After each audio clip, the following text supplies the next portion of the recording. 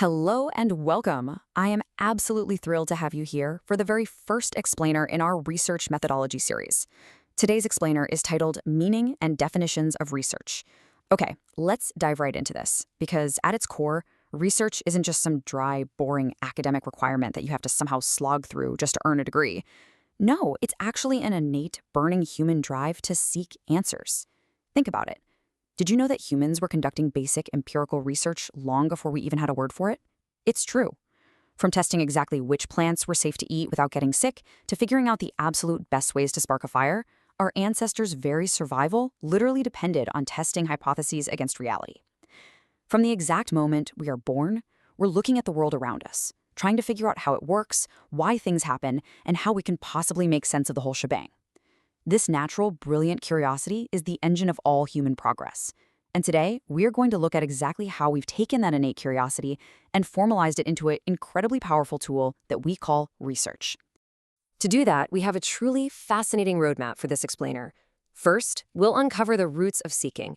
Then, we'll explore Western definitions of research, followed by the concept of anusandhan.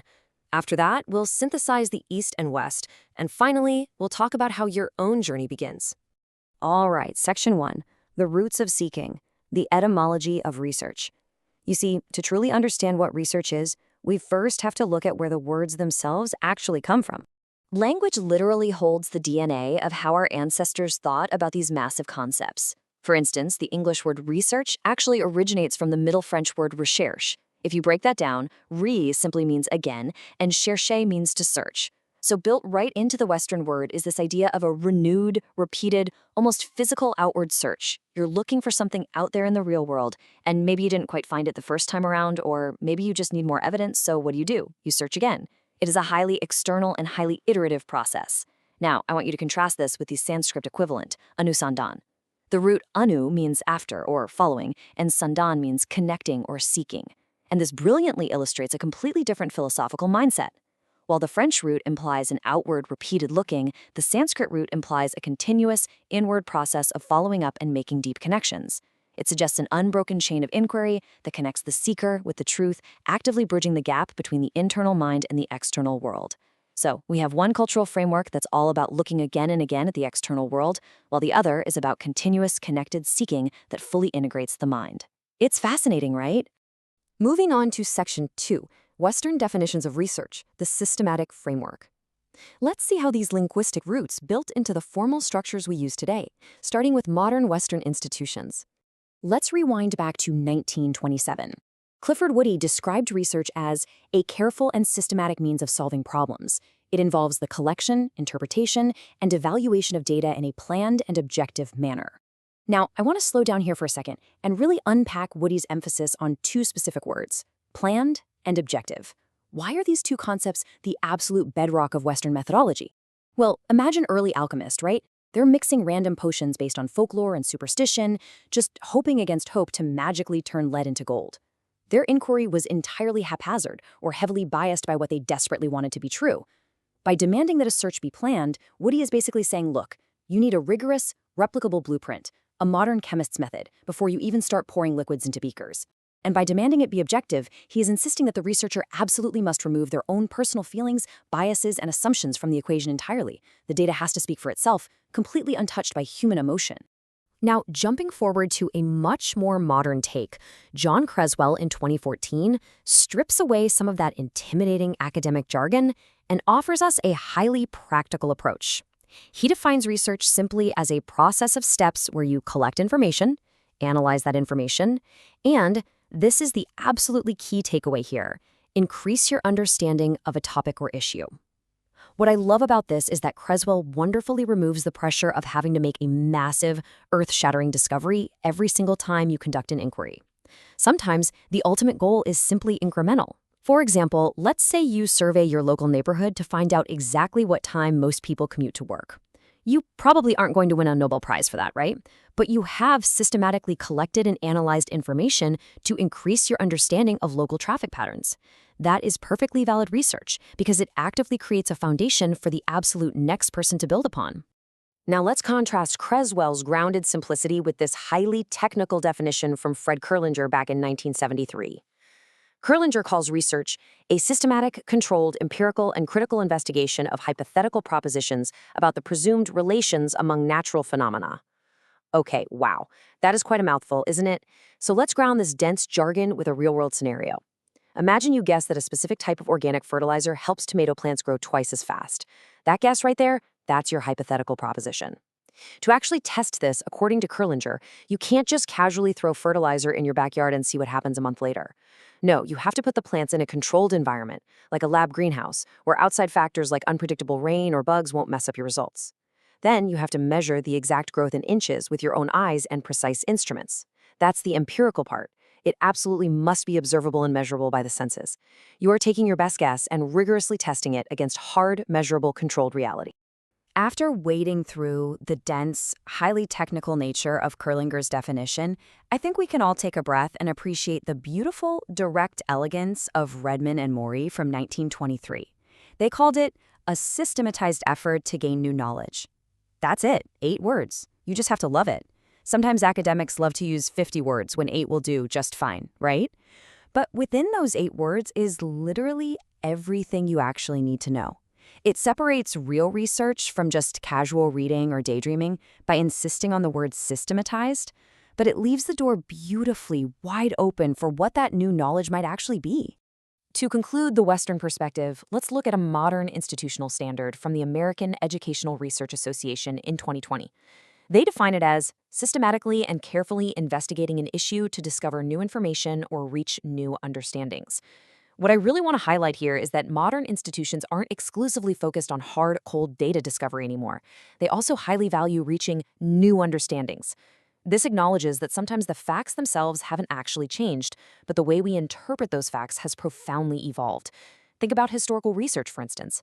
Often, historians aren't uncovering brand new documents hidden in a cave. Instead, they are reading the exact same letters and treaties we've had for centuries, but they're looking at them from a totally new cultural perspective, reaching a completely new understanding of a past event based on existing facts. Okay, Section 3, the concept of Anusandhan, the Indian mindset. We just looked at the West, but what happens when we look at research through an entirely different philosophical lens? What happens when our investigation includes not just the external world, but consciousness itself? Returning to the concept of Anusandhan, the 1899 Monier-Williams Sanskrit Dictionary introduces a much broader scope. It defines the term as searching after, investigation, close inquiry, or philosophical speculation. Now, really notice that last phrase. In the Western definitions we just reviewed, philosophical speculation might totally be dismissed as lacking empirical rigor. It might be seen as just guessing.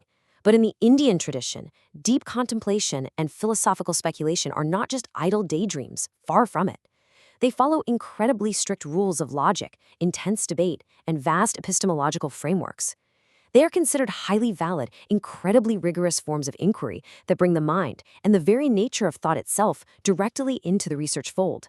The incredible versatility of Anusandhan is profoundly illustrated across so many different domains of ancient Indian thought. If we break down these sources, you'll see exactly what I mean. For instance, the scholar S. Radhakrishnan notes that in Indian philosophy, Anusandhan is used to investigate the deepest truths of the self, known as Atman, and ultimate reality, known as Brahman. This is epistemology at its most profound, fundamental level. But Anusandhan isn't only about abstract spirituality. Take the Charaka Samhita, which is one of the most foundational ancient texts on Ayurvedic medicine. Here, Anusandhan is intensely practical. It refers to the rigorous observation, logical reasoning, and in-depth analysis of health, disease, and medicinal treatments. It's essentially ancient empirical science in action, looking at the human body as a complex, holistic system. Similarly, the Yoga Sutras, specifically in Vyasa's commentary, apply Anusandhan directly to psychology. It represents a sustained, disciplined inner inquiry into consciousness itself and the fluctuations of the mind, which are known as chitta vrittis. You are essentially using your own mind as a highly controlled laboratory to research the mind. How cool is that? And finally, the Vaiseshika Sutra uses Anusandhan to establish what even counts as valid knowledge in the first place, or pramana. It lays out a highly structured methodological process involving direct perception, inference, and deep analysis. So, whether we are talking about holistic medicine, deep psychology, or the fundamental nature of reality, the Indian tradition views Anusandhan as a rigorous, continuous pursuit of truth. Moving right along to Section 4, Synthesizing East and West, the inclusive definition. Now, what's really amazing is that we don't actually have to choose between the West's empirical data and the East's contemplative insight.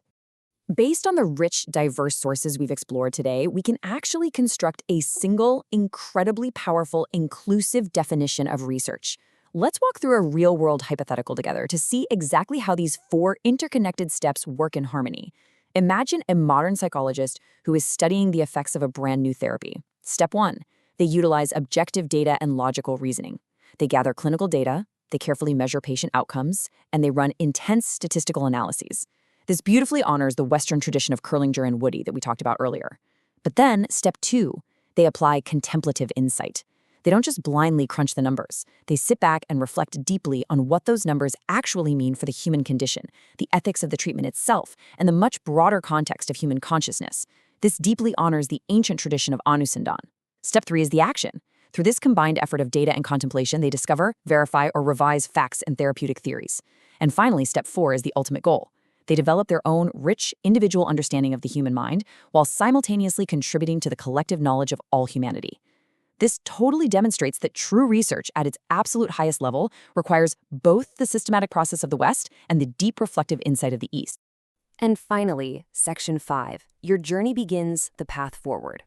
So, what does all of this mean for you? As we bring this explainer home, I really want to connect these grand historical ideas directly back to your personal, academic, or even just your lifelong learning journey. So the crucial point is this. How will you combine systematic data with deep contemplation in your own search for truth? As you move forward in the series, and honestly in your own studies in life, I really want you to remember that you are inheriting centuries of boundless human curiosity. You are both a scientist, meticulously gathering data, and a philosopher, profoundly seeking meaning. You get to embrace both the research and the Anusandhan. And that wraps up our intellectual journey for today's explainer on the meaning and definitions of research. If you found this synthesis of ideas valuable, please do me a huge favor and like this explainer. Leave a comment below with your own thoughts on the definition of research, share this with your fellow learners, and of course, subscribe to this channel so you don't miss the next explainer in our research methodology series. Keep seeking, keep connecting, and I'll see you next time.